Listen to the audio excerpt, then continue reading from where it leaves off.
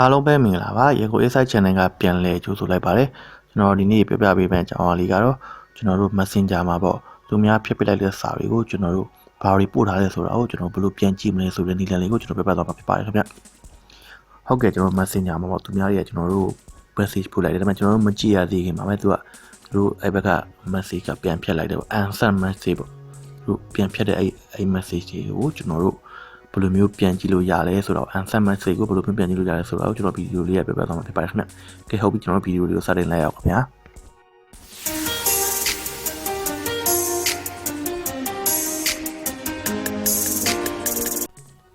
ကျွန်တော်တို့ရန်ကုန် Insight Channel မှာ Facebook နဲ့နည်းပညာဆိုင်ရာ tutorial ဗီဒီယိုလေးများကိုနေ့စဉ်တင်ဆက်ပေးနေတာကြောင့်အများအားကြည့်ရှုနိုင်ရန် channel လေးကို subscribe လုပ်ပေးထားကြပါဦးနော်။တင်သမျှဗီဒီယိုလေးတွေကိုလည်းမလွတ်သွားရအောင်ခေါင်းလုံးလေးကိုဖွင့်ထားပေးပါခင်ဗျာ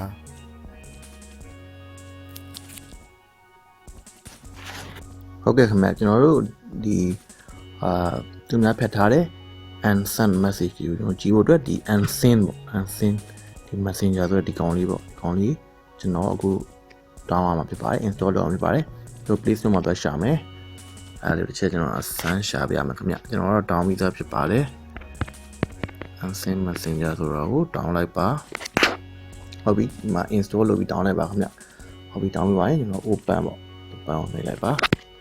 ဟုတ်ပြီပေါ့အခုကျွန်တော်ဒီမှာကျွန်တော်ရဲ့ Messenger တွေကိုရောက်သွားပြီနောက်အခုအစမ်းတစ်ခုပြမယ်ဒီကောင်ကကျွန်တော်တို့အခုလက်ရှိဖွင့်ထားတဲ့ Messenger ရဲ့ account နဲ့တော့ဝင်နေတာဖြစ်ပါတယ်ခင်ဗျဟုတ်ပြီခင်ဗျကျွန်တော်အခု Messenger တွေကိုသွားလိုက်မယ်ဟုတ်ပြီကျွန်တော်အခုတခြား account ကနေပြီးတော့တခြားဖုန်းကနေပြီးတော့ကျွန်တော်ခုဒီဘက်ဖုန်းကိုကျွန်တော်လမ်းပြီးတော့တခုခုကျွန်တော်လမ်းရိုက်လိုက်မယ်ပေါ့ good morning တို့ပါတော့အဲဒီမှာတော့တမ good morning တို့တက်လာပြီဒါကတော့ကျွန်တော်အခုကြည့်နေတော့ဘောကနေကျွန်တော်ကြည့်လို့ရတယ်ဟုတ်ပြီကျွန်တော်အဲ့ဒါလေးကိုကျွန်တော်ဒီဘက်ကနေပြီးတော့ဒီဘက်ဖုန်းကနေပြီးကျွန်တော်ပြန်ပြီးတော့ကျွန်တော် unsent လုပ်လိုက်မယ်ခင်ဗျ unsent ဟုတ်ပြီဒါဆိုတော့ကျွန်တော်ဒီမှာကြည့်ရချင်းမှာကျွန်တော်ဟိုသူဘာပို့ထားလဲကျွန်တော်မသိတော့ဘူး unsent ဖြစ်သွားပြီဟုတ်ပြီအဲ့ဒီချိန်မှာကျွန်တော်တို့ဒီထဲမှာတော့ကြည့်ကြည့်ပါသူတို့ကဘာပို့ခဲ့လဲဆိုတော့ကျွန်တော်ကြည့်လို့ရပါတယ်ဒီမှာသူပို့ခဲ့တာကျွန်တော် good morning ဆိုတာကိုကျွန်တော်တွေ့ရပါတယ်ခင်ဗျ